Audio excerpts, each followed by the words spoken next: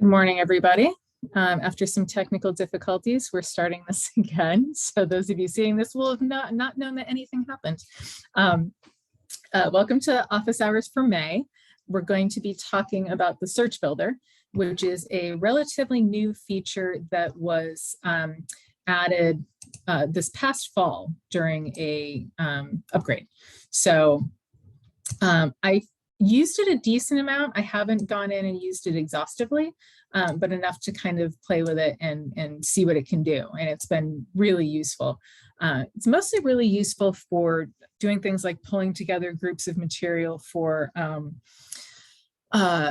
projects, for interns, volunteers, for your own staff. It does help pull objects together just for searches for finding different materials and things, but really useful for finding stuff like that. It's great for finding, especially one of the features is the fields that don't have anything in it, which is a really good feature, especially when you're trying to fill out object records and things. But first I can show you how to get to it and kind of how it works. I'm going to be hopping back and forth between Fairfield's system and the sandbox, mostly because I know what's in Fairfield and some things that I know I'll find. There's a lot of similar records in the sandbox, but not as many as like the full system does. But we'll start off in the sandbox, the main page.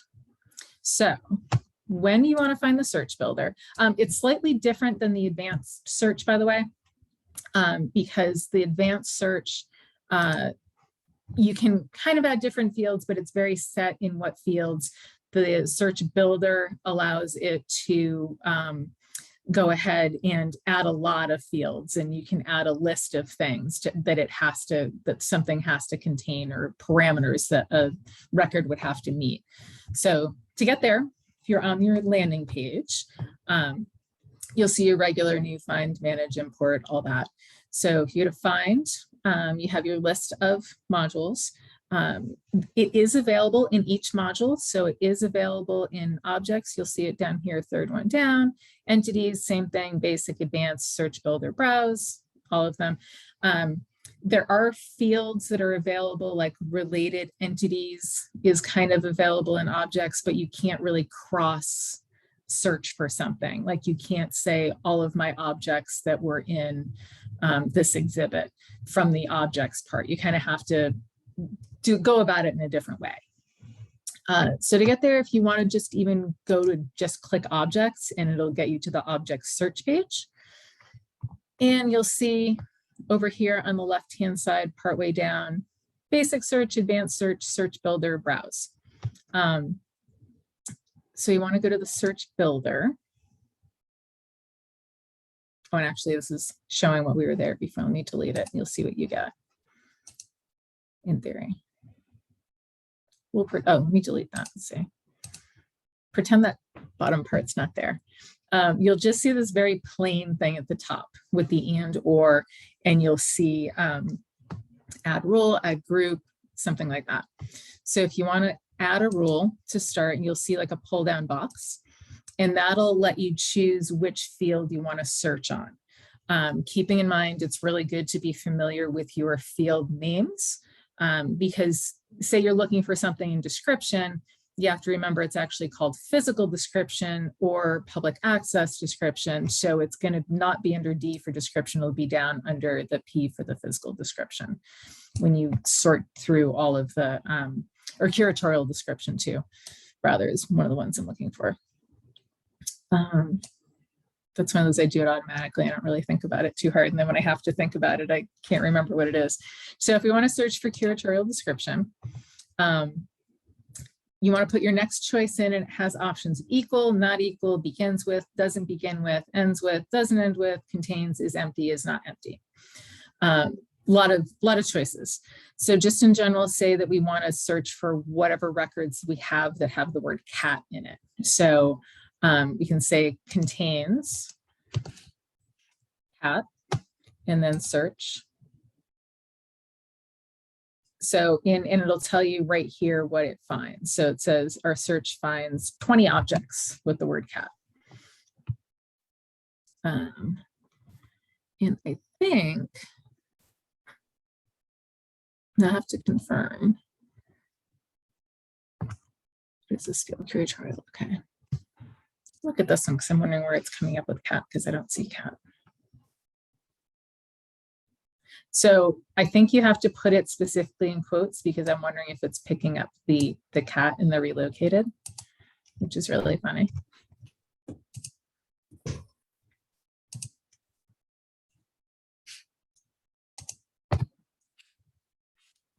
And like I said, I've had time to fiddle with it, but I haven't gone through like exhaustively. I think this is the first time when I just tried the search before. I think I said equals and not contains. So that's a good thing to remember when going through. So now our thing went up. So that's interesting. So let's go. And if anybody has any questions as we go, feel free to just throw them out.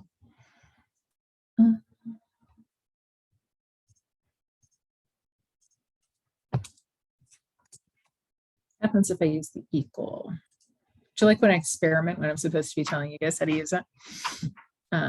Yeah, okay. So now we have our 2 records that we had the first time that we tried this. Like this one down here is talking about cattails, drawing of a crude cat. So it's a difference between using equals or contains, which is probably really good for when you're not sure how to spell something or how something's in there. Like if you've got bed coverings and you're not sure if somebody's put it in as 1 word or 2 words, it'll kind of broaden your search a little bit. Like I mentioned, it's got that ability to search for fields that are empty. So say you wanted to go in and find out which records did not have a description in. So you can say curial description is empty and click search on that. So in our sandbox, we have 92 records that do not have a curatorial description. And you can see it right here in the display that there's no curatorial description. So that's a great way of making a set for somebody. You've got volunteers for the summer. You want them to fill out a bunch of stuff. Okay, this is what doesn't have a description. This is what needs to get done. And you can create a set and have a list for them to start working on.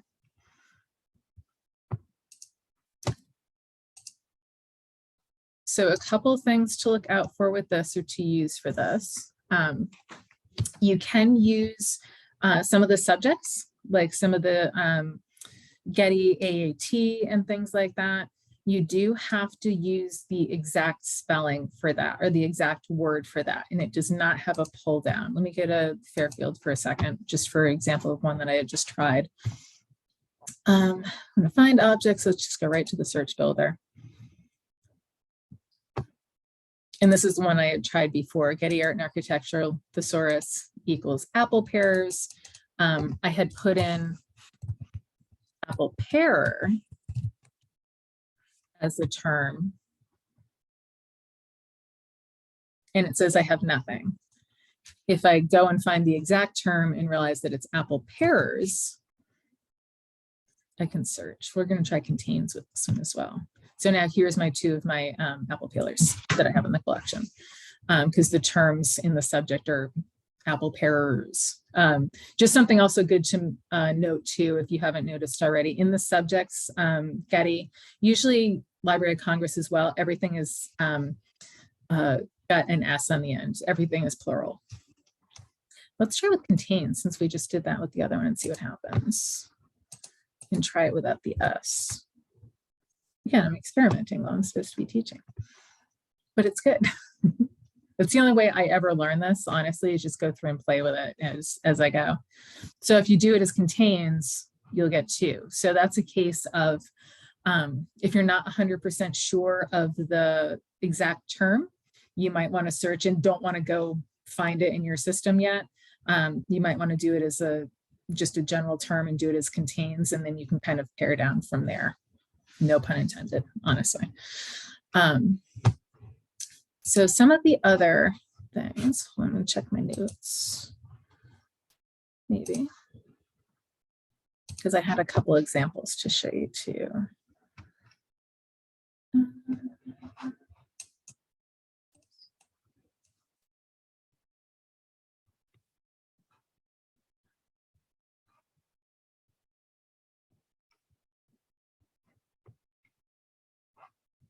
Oh, one thing that's good to do too. So say you're looking for people.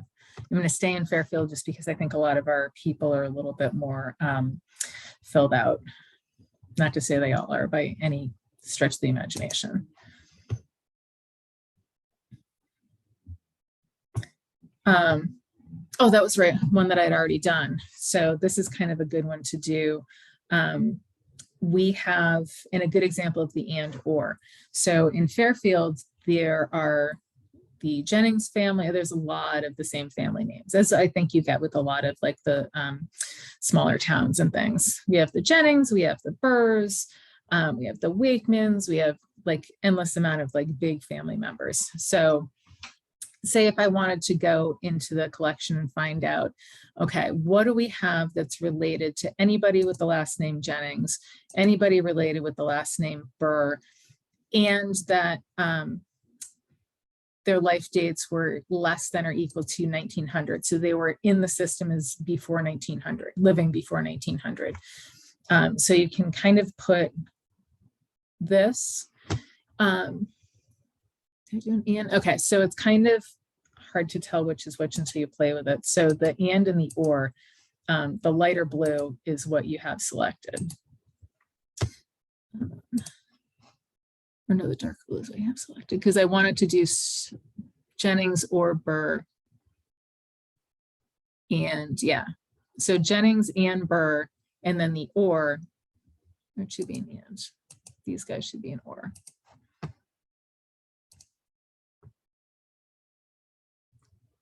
So here's all, I've got it on the display of the names with the life dates. So you can go through and see anybody that's before 1900 and their life dates. And there may just be other mentions of other family members in there as well.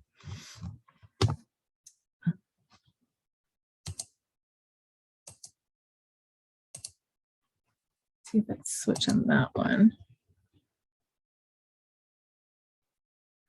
So I've got Jennings and Burr selected now because I had Jennings or Burr selected. I have Jennings and Burr selected, and now I only have one person.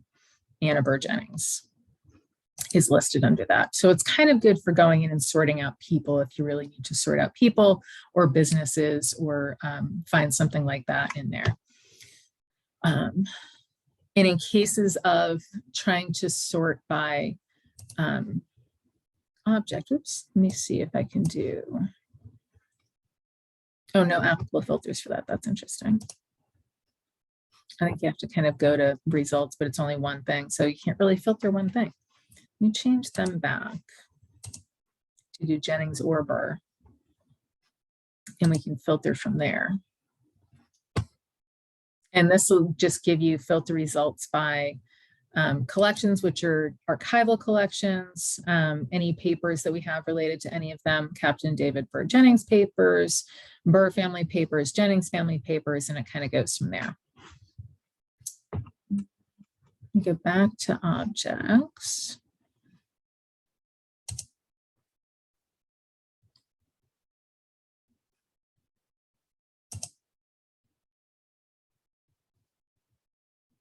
I need like a big symbol on the front of this to show that it's working because I can see it working on the little spinny thing at the top.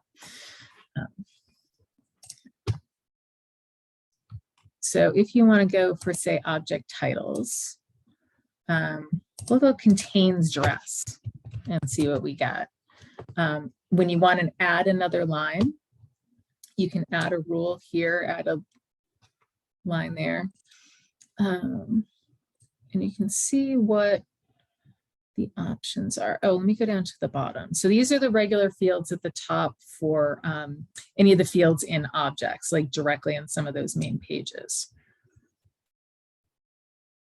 Then you get some miscellaneous, more related to the record itself, not the data in the record, like creation, date, time, and that's creation of the record, not creation of the object. That can be found when you're looking at dates up here. Dates, you can go date and type. But we're just gonna look at these really quick. Creation date time is of the record. The accession date, you can look things up by modified, date and time, anytime it's been updated. Access status, credit line, anything like that.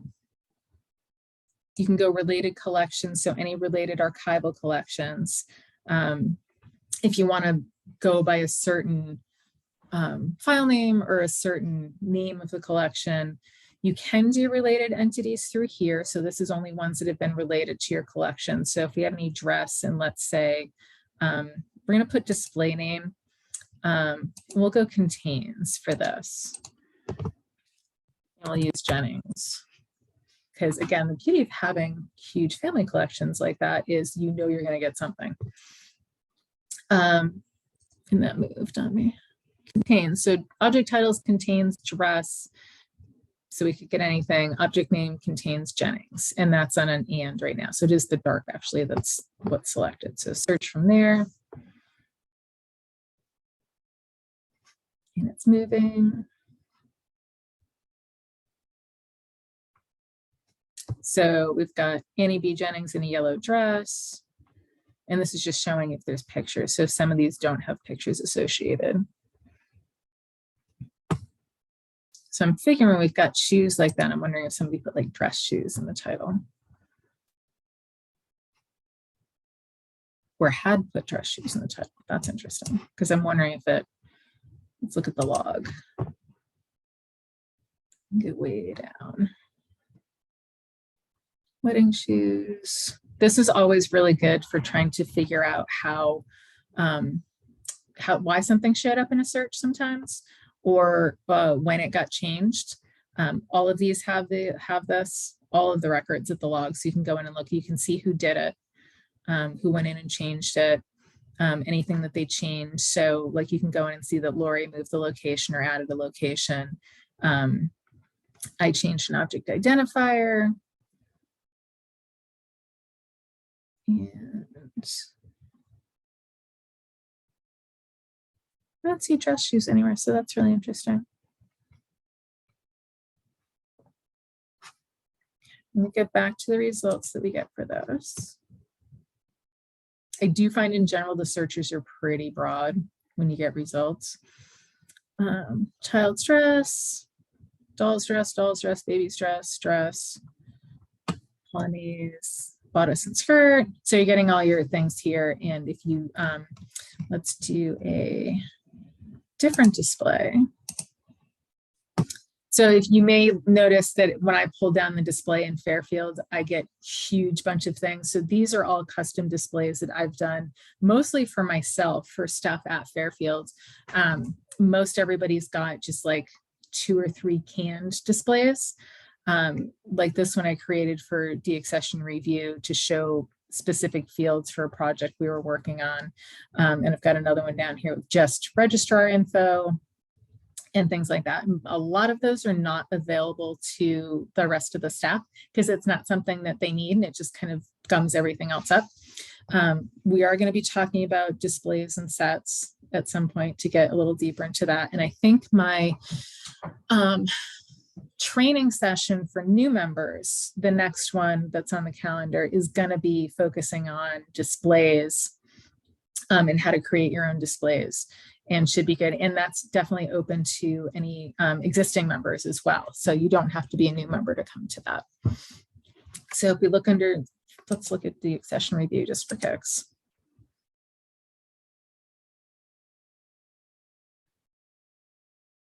So I've got fields in there for like the picture, that of title, the dates, credit line, who it's related to. And I am on my laptop, so I don't have to go to the bottom to get that scrolly thing. If you're on a laptop on that grid display, I don't know if anyone's figured this out yet. If you use your touchpad, you can scroll left to right on this, as opposed to when you're on a laptop, you have to go all the way down to the bottom and use the little bar. But if you're on a laptop, you can use the touchpad, which is fabulous. So I've got notes in here, like deaccession notes, condition reporting, so I can go through and do things like that. So if I know I'm looking for certain things from a certain collection, I can find that out. You can also do things like, let's go. So when you're done with a field, you can just delete it. or you can type over it. So say you wanted to go in and like find everybody that's related to the burrs, you can go from there, or you can just delete the field and start fresh. So say you're looking at deaccessioning and you want to find out if condition reports are done for things. Let's see. Condition reporting, you can see who it's examined by, date examined, documentation, condition rating. This is also really good for kind of surveying your collection. So your condition rating, equal to, not equal to. And this, for something like this with a set bunch of fields, will do a pull down for you. So you can look up anything that you've rated as being poor.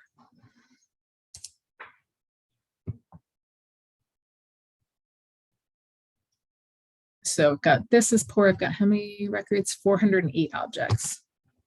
So in this case, we've had a costume consultant come in, go through the records, do a bunch of condition reports, and we've gone through and marked like where they are. So this is either good for trying to figure out deaccessioning or trying to figure out if something is up for conservation that really needs to get done.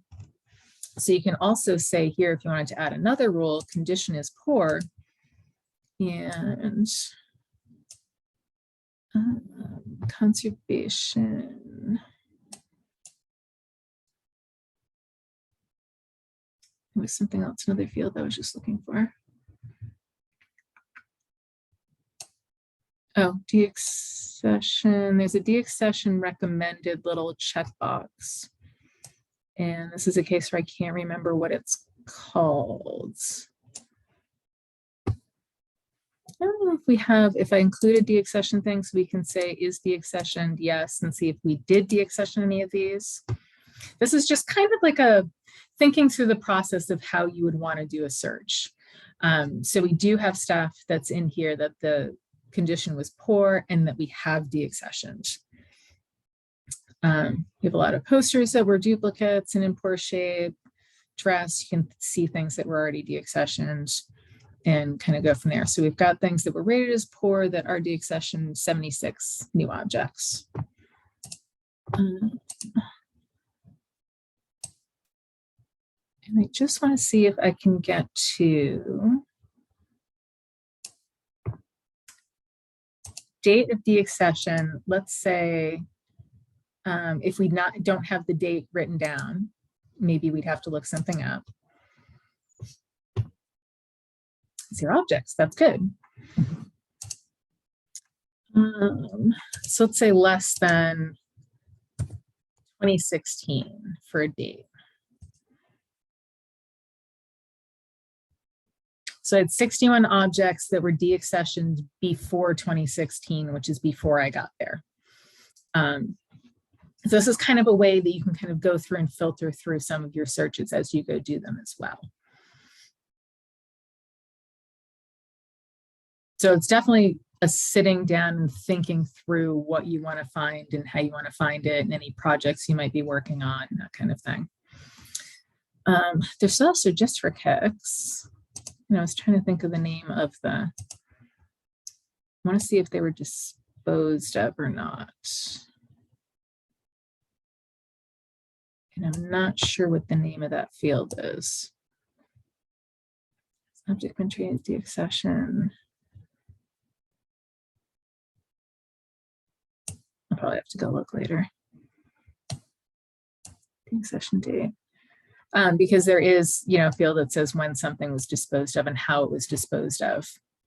So you should be able to do that as well. I can't think of what it is. Let me look later. So does anybody have any questions at this point? So we've changed our minds. We're going to delete that field, so we're just stuck with this. So we can also say greater than 2016. So what was deaccessioned after that? And that's probably accurate because I don't think we've had any deaccessions go through after 2016, but let's say 2015 and see what happens. So 14 objects. Yep, that makes sense. That's all stuff that we've deaccessioned, that I remember deaccessioning. So I can't remember if I said to at this one, when you go back in, you'll see your last list of things that you searched for.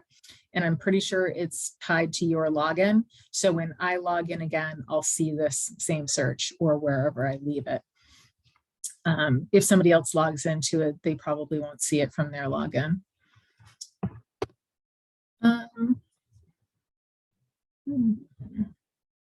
Just checking my notes to see if there's anything else I want to make sure to say. Check my other notes. Yeah, so this is great for sorting out condition levels, important groups of things. You can see if subject fields aren't filled in. Oh, you can, it's one thing that's good to say too. You can save this search. So if you wanted to save this, you can click the little save on the left and it'll save it, and it's kind of written out as what the search is. So it'll show up on the left under save searches. Is wacky and everything, it's long, but it's over here. So it would be doing the same thing.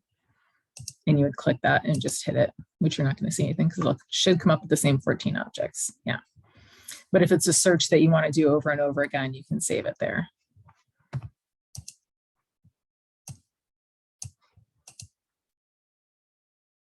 So any questions from anybody? Any questions from anybody on this? Any questions from anybody on anything else just in general?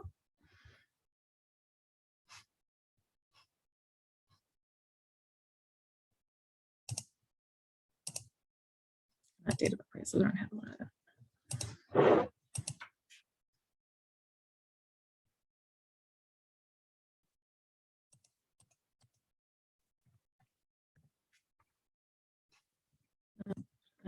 now I'm just playing while I'm waiting to see if you guys have any questions or anything, or if you think of anything.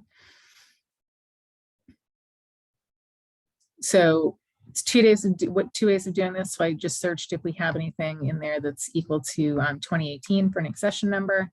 I came up with 58 objects. The other way of doing that, of course, is you can just do up in the quick search box, do 2018 dot, and then use an asterisk. If I haven't said this before, the asterisk is a universal wildcard.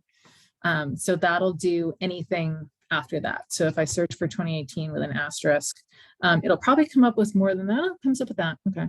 No, yeah, 57. That's about right. So you can see everything there. And then from full results, you can also go in and filter from here. We had some cool stuff in 2018. And this is another way of going through and refining results and things. So we can look in like Getty and see if I put any numbers, any terms in. So these are some of the terms that I would have used for some of the 2018 accessions. Sewing tools. Oh yeah, little sewing case. That was super cute. Anyway, go and play with it. It's fun. That's laughing at me. Go and play with it. It's fun. It's fun to kind of think of new ways that you can pull information together and search. And like I said, super useful for things like coming up with projects for interns. Let me do. Or if you want to, if you have somebody who's like, I really like to do research on things, and you want to create a public access description for staff. So say your public access description is empty and object title contains shoes.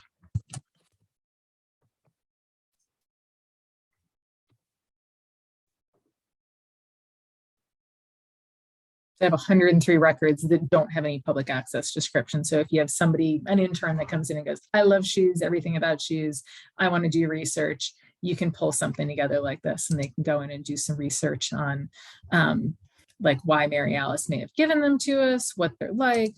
These are probably, oh, it's not a bad picture. What they are, you know, stuff like that. So great way of doing projects and things for people. So, okay, if nobody has any questions, I think we're good and you guys can go about your day and go off and catalog happily. Never hesitate to get in touch or ask me any questions, email me, any bugs, questions, problems, anything like that, let me know. And I had completely forgotten to write down what next month's office hours were, but it'll be in the newsletter. And I think I have the list of everything that's coming up. So it actually might be displays. I'm looking really quick just to make it full here. Oh, this one will tell me. So next month is going to be subject headings. So Library of Congress, AAT, Getty, any of those. So that'll come up June 13th. And yeah, should be fun. It's a really interesting topic and a really useful tool. It's just a matter of wrapping your head around how best to use it for you and how it'll fit in with everybody else. So anyway, everybody, happy cataloging. And hopefully I'll see you next month. Thanks, Diane. Thanks, see ya. Bye. Thank you.